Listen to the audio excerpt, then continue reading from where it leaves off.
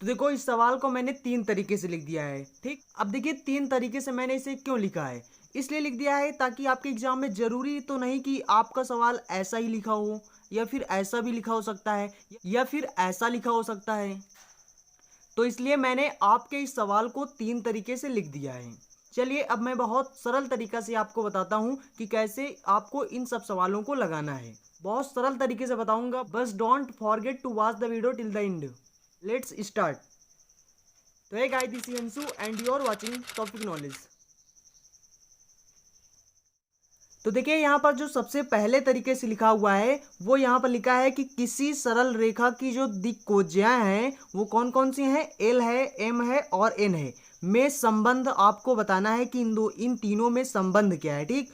और दूसरा तरीका कौन से हो सकता है, आपको ये सवाल ऐसे भी मिल सकता है, यदि किसी सरल रेखा की दिक्कोज्याएं एल एम एन है तो सिद्ध कीजिए कि L square M square N square बराबर 1 होता है। और जो तीसरे तरीके से है वो है यदि सदिश आर वेक्टर बराबर यक्स आई कैप प्लस वाई जे कैप प्लस जे के कैप की दिक्कोज्याएं एल एम एन है तो सिद्ध कीजिए कि L square plus M square plus N square बराबर 1 होता है। तो चलिए अब मैं आपको बताता हूं कि कैसे आपको इन सब सवालों को सिद्ध करना है।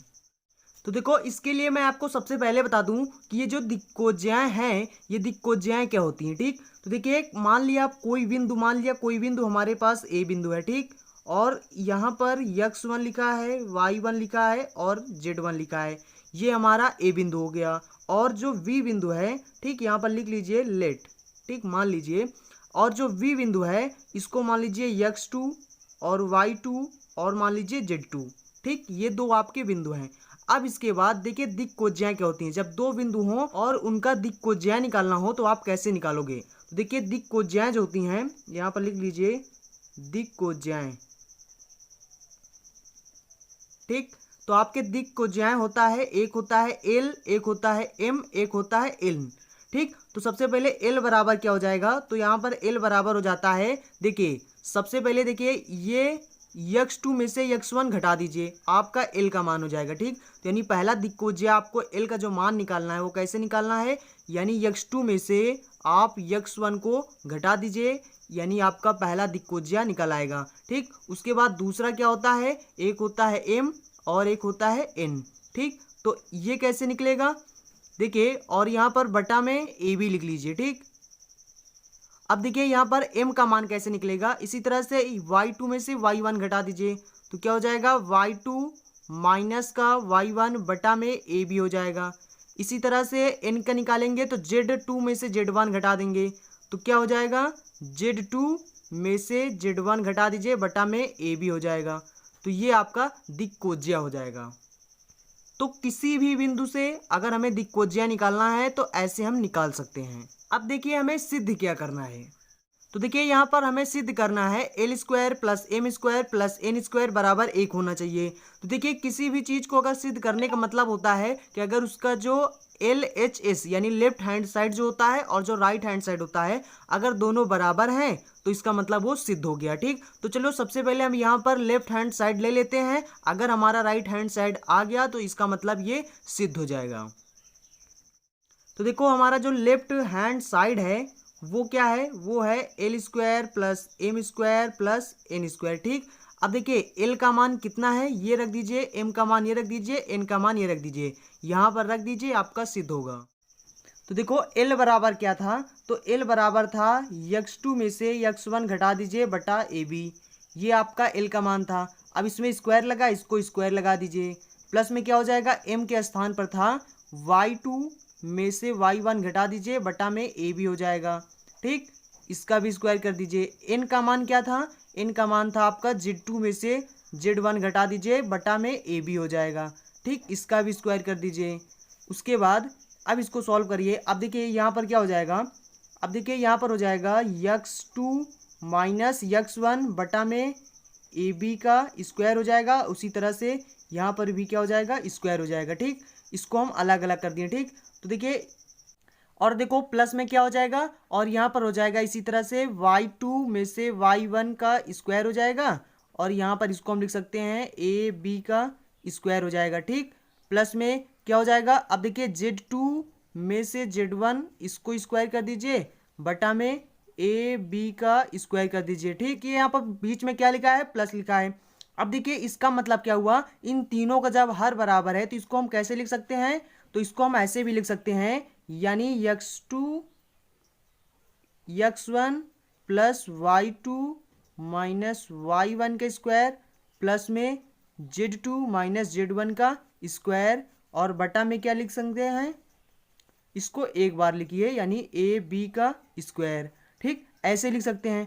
अब देखिए, अब देखो आपने क्लास 10 में पढ़ा होगा, ठीक, चैप्टर का नाम था निर्देशांक ज्यामिति, या फिर आपने क्लास 11 में पढ़ा होगा सरल रेखाएं। तो उसमें आपने निकाला होगा दो बिंदुओं के बीच की दूरी। तो देखिए दो बिंदुओं के बीच की दूरी, वही आपको सूत्र यहाँ पर निकालना है। देखिए ए बी बिंदु की जो दिक् कोज्याएं थी आपने उसको निकाल लिया।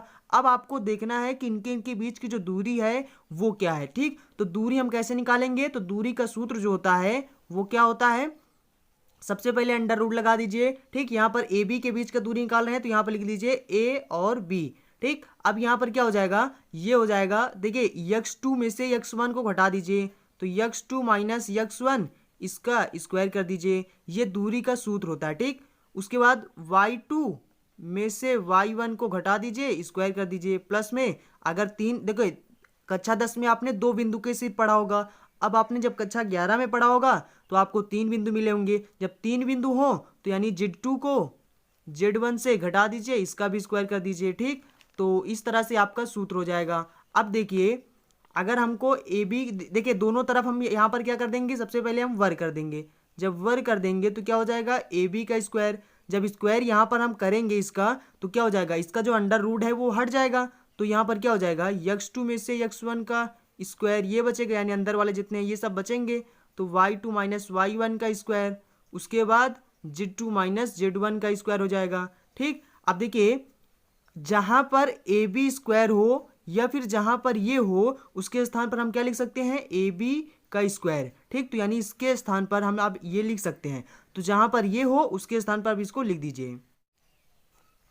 तो देखो अब अगर हम यहाँ पर ध्यान दें तो इसके स्थान पर अब हम क्या लिख सकते हैं, ए बी लिख सकते हैं। ठीक, अभी मैंने आपको इसको निकाल कर बताया। ठीक, तो इसके स्थान पर ए बी लिख सकते हो तो लिख दो यहाँ पर, ये क्या हो जाएगा, ए बी का स्क्वायर और नीचे भी क्या लिखा है, ए बी का स्क्वायर लिखा है। ठीक, इसको जब हम इससे काटेंगे तो यहाँ पर कितना बचेगा, एक बचेगा। तो ये आपका क्या आ जाएगा, राइट हैंड साइड। इसका मतलब आपका जो सवाल था वो सिद्ध हो गया, प्रूव दैट। तो इस तरीके से आपको इस सवाल को सिद्ध करना था। इसमें आप सिर्फ ध्यान रखिएगा, अगर ये सवाल आपके एग्जाम में आएगा तो ये तीन तरीके से भी आ सकता है, यानी इन तीनों तरीकों में से किसी भी तरीके से आ सकता है। अब चाहे वो इस तरीके से लिखा हो या फिर इस तरीके से लिखा हो, आपको इसका जो आंसर है वो इसी तरीके से लिखना है। ठीक, और अगर आप जानना चाहो तो ये सवाल किस बुक का है तो चलिए मैं आपको ये भी बता देता हूँ। देखिए ये सवाल को अगर आप ढूंढना चाहो तो आप चित्रा प्रकाशन में ढूंढ लेना, वहाँ पर आपको मिलेगा प्रश्नावली 11.1। ठीक, उसमें का जो 8वां नंबर सवाल है, जो सवाल होगा वो यही सवाल मिलेगा। तो आई होप फ्रेंड्स आप लोग समझ गए होंगे। और एक बात, जिन्होंने अभी तक वीडियो को लाइक नहीं किया है तो वीडियो को लाइक कर दीजिए, और जिन्होंने चैनल को सब्सक्राइब नहीं किया है तो चैनल को सब्सक्राइब कर लें, क्योंकि यहाँ पर डेली इसी तरह के एजुकेशनल वीडियो मिलते रहते हैं। So thanks for watching and see you again in next video.